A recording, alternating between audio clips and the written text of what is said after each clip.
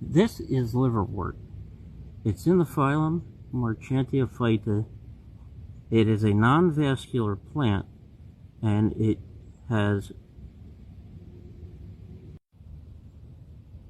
This is liverwort in the phylum Marchantiophyta. It is a non-vascular plant and is rumored to have liver aiding effects. Been used for millennia. And a little millipede.